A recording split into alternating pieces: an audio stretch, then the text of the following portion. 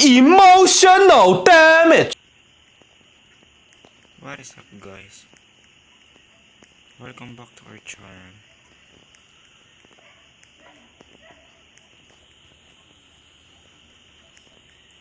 And for today's video,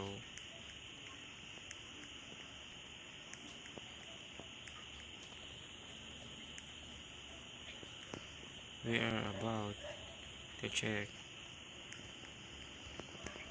the Murder Mystery 2 Easter update, the Easter event. So I know some of you guys are going to be confused because I suddenly does a video or a content which my audio, my voice, Get out right now. It's the end of you and me. so without further ado, let's hop onto it. So in April 19, 2025, Nicholas updated the Murder Mystery 2 Easter event. So there are just some things that I'm going to tell you about this Murder Mystery 2 Easter event, guys.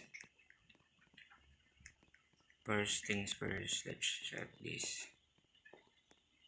This is the new night, the Bloom bundle, or you can buy it as a bundle, or you can buy this single one.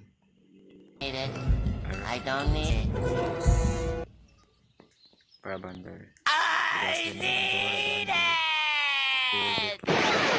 Bloom effects, or whatever it is.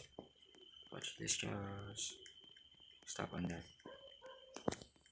And the second thing about this Easter event is let's have the event.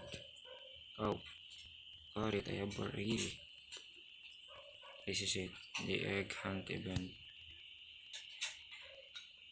This is the candies you need to collect. When you collected 200 Easter eggs, you'll get 2 carrots, 400 for an egg toy, 800 for a rare one, and the last one is 4,000 eggs, which grant you a bonus. But for me, it's good though, because this stuff will eventually rise its value. But Nicholas haven't listed it on Supreme Values or M2 Values site. So the third one is this rare eggs. Oh, I got it again. In this event, you are able to collect those 10 rare eggs. And the final reward for this is this rainbow effect. And what about the others? We're going to explain it later on. I saw some big content creators giving this content. It's almost consists of up to maybe it's 7 or 6 eggs to open this bunker. This is the secret. Super Idol 的笑容都没你的甜，8月正午的阳光都没你耀眼，热爱一 It's unique though. There are lots of things you can do. So that's it for our video. That's really is. But before the video ends, I hope you guys subscribe and like me. I don't need it. Because I don't need it. subscribers. I got more views than subscribers. I need I'm so it. sorry. There was some noise. It's not just only me though. It's my cousins and brother sleeping.